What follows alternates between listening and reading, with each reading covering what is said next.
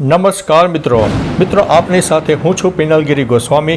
આજના વેધર એનાલિસિસમાં વાત થશે આજે તારીખ 13 સપ્ટેમ્બરથી લઈને 17 સપ્ટેમ્બર સુધી ગુજરાતમાં કેવું રહેશે હવામાન, આવનારા દિવસોમાં કઈ સિસ્ટમ કામ કરશે જે ગુજરાતને થંડરસ્ટોર્મ એક્ટિવિટી સાથે એક ભયંકર વરસાદ આપી શકે છે।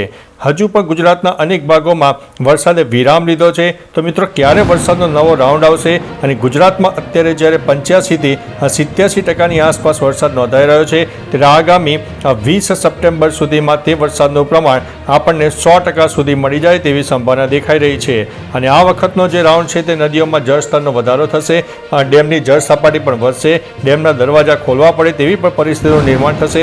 ઉપરવાસમાં થતા વરસાદને કારણે પણ ગુજરાતની નદીઓમાં ઘોડાપૂર આવશે, એટલે મિત્રો થોડોથી જ અત્યારથી એલર્ટ થઈ જજો જેથી આપણને ભારે નુકસાની ન થાય। હવે મિત્રો વિસ્તારથી વાત કરીએ તો અત્યારે તમે જે સેટેલાઇટ ઇમેજ જોઈ રહ્યા છો એ 6 અને 7 તારીખની આસપાસ છે, એટલે આ 2-3 દિવસો દરમિયાન એટલે કે તારીખ 6, 7 અને 8 તારીખની આસપાસ ભયંકર વરસાદ થાય, જેમાં અનેક ભાગોમાં 1થી લઈને 8 ઇંચ સુધીના વરસાદ થઈ શકે છે, એટલે થોડા સાવચેત રહેજો, એલર્ટ રહેજો।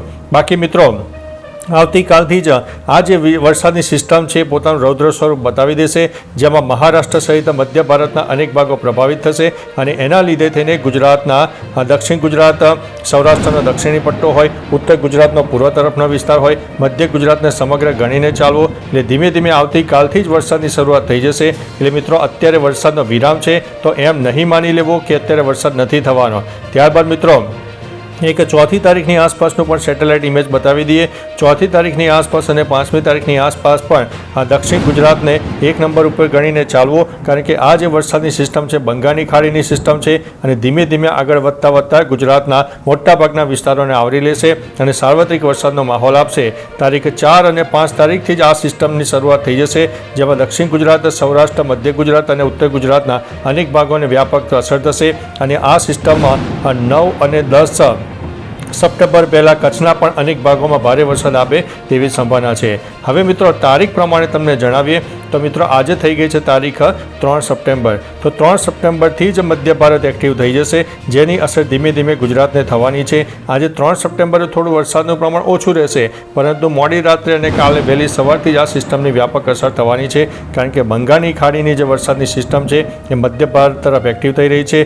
દક્ષિણ ગુજરાતથી લઈને કેરળ સુધીની વરસાદની ટફ રેખા સર્જાશે, અરબી સમુદ્રના અને બંગાળની ખાડીના ભેજવાળા પવનો જોવા મળશે, જેના કારણે લો ક્લાઉડ ફોર્મેશન વધારે બનવાની શક્યતા છે। બીજી તરફ લોકલ ડેવલપમેન્ટ પણ વધારે સર્જાય તેવી પણ શક્યતા દેખાઈ રહી છે। એટલે મિત્રો આજે 3 તારીખે વરસાદનું પ્રમાણ થોડું ઓછું રહેશે, પરંતુ આવતીકાલથી જ એ વરસાદની તીવ્રતામાં નોંધપાત્ર વધારો થશે। ત્યારબાદ મિત્રો તારીખ 4 સપ્ટેમ્બરની વાત કરીએ તો તમે જોઈ શકો છો કે 4 સપ્ટેમ્બરે દક્ષિણ ગુજરાત, સૌરાષ્ટ્રનો દક્ષિણ અને પૂર્વ તરફનો વિસ્તાર, મધ્ય ગુજરાતના અનેક ભાગોમાં પણ વરસાદની શક્યતા રહે છે, એટલે ધીમે ધીમે આ જે વરસાદની સિસ્ટમ છે ગુજરાતને પણ અસર કરવાની છે।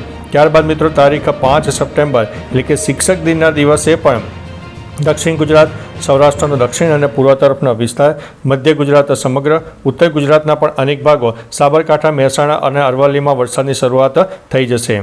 ત્યારબાદ મિત્રો તારીખ 6 તારીખની વાત કરીએ તો 6 સપ્ટેમ્બરે એક સાર્વત્રિક વરસાદનો માહોલ સર્જાશે। ભલે અહીંયા આગળ કચ્છમાં તમને સિસ્ટમ ન દેખાય, સૌરાષ્ટ્રમાં સિસ્ટમ ન દેખાય, પરંતુ આ સિસ્ટમની અસર આપણને સાર્વત્રિક વરસાદના રૂપમાં મળશે। ખાસ કરીને ઉત્તર ગુજરાતના અનેક ભાગો, મધ્ય ગુજરાત, દક્ષિણ ગુજરાત, સૌરાષ્ટ્રના દક્ષિણ અને પૂર્વ તરફના વિસ્તારમાં વરસાદની શક્યતા વધુ રહે છે। મિત્રો ખાસ કરીને તારીખ 6, 7 અને 8 તારીખનો સેશન વધારે ગણીને ચાલવો, કારણ કે એ દિવસો દરમિયાન વરસાદની શક્યતા વધુ રહે છે। ત્યારબાદ મિત્રો તારીખ 7 સપ્ટેમ્બરની વાત કરીએ તો 7 સપ્ટેમ્બરે સમગ્ર ઉત્તર ગુજરાત અને કચ્છમાં ભારેથી ભારે વરસાદ થાય, જેમાં 1 ઇંચથી લઈને 8 ઇંચ સુધીના વરસાદ કોઈ જગ્યાએ થાય તેવી શક્યતા છે। મધ્ય ગુજરાત, દક્ષિણ ગુજરાત અને સૌરાષ્ટ્રમાં પણ મધ્યમથી થોડો વધુ વરસાદ થઈ શકે છે। ત્યારબાદ મિત્રો તારીખ 8 સપ્ટેમ્બરની વાત કરીએ તો આ સિસ્ટમ ધીમે ધીમે પાકિસ્તાન અને અરબી સમુદ્ર તરફ આગળ વધશે, પરંતુ જતાં સમગ્ર કચ્છ અને ઉત્તર ગુજરાતના અનેક ભાગોને વ્યાપક અસર આપશે, જેમાં 1થી લઈને 8 ઇંચ સુધીના વરસાદ તમને જે જણાવ્યા તે પ્રમાણે થઈ શકે છે। એટલે જતાં આ સિસ્ટમ પર સાર્વત્રિક વરસાદનો માહોલ આપતી જશે। ત્યારબાદ મિત્રો તારીખ 9 સપ્ટેમ્બરની વાત કરીએ તો 9 સપ્ટેમ્બરથી આ સિસ્ટમનું જે બોન્ડિંગ છે થોડું ઓછું થઈ જશે, પરંતુ કચ્છ અને ઉત્તર ગુજરાતના અનેક ભાગોને એ સિસ્ટમની અસર જોવા મળશે, પરંતુ જે મજબૂત સિસ્ટમ છે તેમાં ઘણી બધી નબળાઈ આવી જશે। એટલે 9 તારીખથી ધીમે ધીમે વરસાદની તીવ્રતામાં થોડો ઘટાડો થશે। ત્યારબાદ મિત્રો તારીખ 10 સપ્ટેમ્બરની વાત કરીએ તો 10 સપ્ટેમ્બરે પણ રાજસ્થાનના અનેક ભાગો હોય, પાકિસ્તાનના અનેક ભાગો હોય અને ગુજરાતના કચ્છ અને ઉત્તર ગુજરાતના પણ અનેક ભાગોમાં મધ્યમથી વધુ વરસાદ થાય. અત્યારે ભલે અહીં આગળ તમને સિસ્ટમ ન દેખાય, પરંતુ ગુજરાતમાં સાર્વત્રિક વરસાદનો માહોલ રહેશે. છૂટાછવાયા વરસાદી ઝાપટા ચાલુ રહેવાના છે. ત્યારબાદ મિત્રો તારીખ 11 સપ્ટેમ્બરની વાત કરીએ તો બંગાળની ખાડીની ફરીથી એક વરસાદની સિસ્ટમ સક્રિય થશે, જે મધ્ય ભારત સહિત દક્ષિણ ભારત, પૂર્વ ભારત, ઉત્તર ભારત અને પશ્ચિમ ભારતના અનેક ભાગોને પ્રભાવિત કરશે, જેના લીધે થઈને ફરીથી એક વરસાદનો બીજો રાઉન્ડ આપણને મળી જવાનો છે. અને ધીમે ધીમે આ જે વરસાદની સિસ્ટમ છે 11 તારીખથી જ એક્ટિવ થઈ જશે, જે આવનારા દિવસોમાં ગુજરાતને પણ સારો વરસાદ આપશે. 12 તારીખની સિસ્ટમ તમે જોઈ શકો છો તે પ્રમાણે દક્ષિણ ભારત, મધ્ય ભારત સહિત ગુજરાતમાં પણ એક સાર્વત્રિક વરસાદનો માહોલ સર્જાશે. અનેક જગ્યાએ 1 ઇંચ અથવા તો 2 ઇંચ કરતાં વધારે વરસાદ નોંધાઈ જાય. ત્યારબાદ મિત્રો તારીખ 13 સપ્ટેમ્બરની વાત કરીએ તો 13 સપ્ટેમ્બરે પણ સાર્વત્રિક વરસાદનો માહોલ સર્જાઈ જશે. સૌરાષ્ટ્ર, દક્ષિણ ગુજરાત, મધ્ય ગુજરાત, ઉત્તર ગુજરાતના અનેક ભાગો અને કચ્છમાં વરસાદનું પ્રમાણ થોડું ઓછું રહી શકે છે. બીજી તરફ દક્ષિણ ગુજરાતથી લઈને કેરળ સુધીની જે ટ્રફ રેખા છે એ મિત્રો લાંબા ગાળાની ટ્રફ રેખા જોવા મળશે અને તેની અસર આપણને છેક 17 સપ્ટેમ્બર સુધી જોવા મળે તેવી પણ સંભાવના છે. ત્યારબાદ મિત્રો તારીખ 14 સપ્ટેમ્બરની વાત કરીએ તો 14 સપ્ટેમ્બરે પણ અરબી સમુદ્ર વધારે એક્ટિવ રહેશે, ભેજવાળા પવનો મળતા રહેશે, સાર્વત્રિક વરસાદનો માહોલ સર્જાશે, જેમાં કચ્છ સાથે ઉત્તર ગુજરાત, મધ્ય ગુજરાત, દક્ષિણ ગુજરાત અને સૌરાષ્ટ્રના મોટાભાગના વિસ્તારોમાં વરસાદની શરૂઆત થઈ જશે. એટલે 14 તારીખની આસપાસ મજબૂત વરસાદનો રાઉન્ડ પણ આવી રહ્યો છે. ત્યારબાદ મિત્રો તારીખ 15 તારીખે પણ સાર્વત્રિક વરસાદનો માહોલ સર્જાશે. એ જે સિસ્ટમ છે એની વ્યાપક અસર અરબી સમુદ્ર હોય, મહારાષ્ટ્ર હોય, મધ્ય ભારત હોય તેની ઉપર જોવા મળશે. એટલે કે ગુજરાત અને તેની આસપાસ બનનારી એક પછી એક નવી ને નવી સિસ્ટમ ગુજરાતમાં એક સાર્વત્રિક વરસાદનો માહોલ આપવાની છે. ત્યારબાદ મિત્રો તારીખ 16 સપ્ટેમ્બરની વાત કરીએ તો 16 સપ્ટેમ્બરે પણ સમગ્ર સૌરાષ્ટ્ર હોય, દક્ષિણ ગુજરાત હોય, મધ્ય ગુજરાતના અનેક ભાગોમાં મધ્યમથી થોડો વધુ વરસાદ થાય તેવી શક્યતા દેખાઈ રહી છે.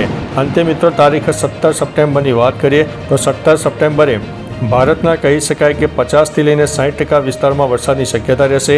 મધ્ય ભારત, દક્ષિણ ભારત, પૂર્વ ભારત અને પશ્ચિમ ભારતના અનેક ભાગોમાં વરસાદ જોવા મળશે. સાર્વત્રિક વરસાદનો માહોલ સર્જાઈ જશે. કચ્છના અમુક વિસ્તારોને બાદ કરતાં ગુજરાતના અંદાજિત 60થી લઈને 70% વિસ્તારમાં મધ્યમથી વધુ વરસાદ થાય તેવી સંભાવના છે. અને તારીખ 17 તારીખમાં અત્યારે જે વરસાદનું પ્રમાણ એવરેજ આપણને 85-87%ની આસપાસ જોવા મળ્યું છે, તે એવરેજ વરસાદનું પ્રમાણ 95%થી વધુ થઈ જાય તેવી શક્યતા દેખાઈ રહી છે. એકંદરે મિત્રો તારીખ 20 સપ્ટેમ્બર પહેલાં ગુજરાતમાં સારામાં સારો વરસાદ થઈ શકે છે.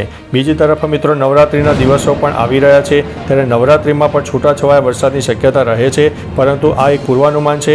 બંગાળની ખાડીની એક સિસ્ટમમાં આવનારા દિવસોમાં પણ આગળ આવશે અને એ નવરાત્રિ દરમિયાન કેટલો વરસાદ આપી શકે છે તમામ પ્રકારની માહિતી આપી દઈશું. આ એક પૂર્વાનુમાન છે, તેમાં ફેરફાર થતા હોય છે. એ દિવસો જેમ નજીક આવશે તેમ તમને તમામ પ્રકારની માહિતી આપતા રહીશું. બાકી મિત્રો તમારા વિસ્તારમાં વરસાદનું પ્રમાણ કેવું છે, તાપ, તડકો, ઉઘાડ હોય, બફારાનું પ્રમાણ હોય, વરસાદ કેટલો પડ્યો, તમામ પ્રકારની માહિતી આપજો, જેથી અન્ય મિત્રો પણ જાણી શકે.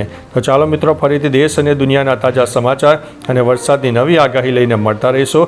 ત્યાં સુધી અમને રજા આપશો. નમસ્તે.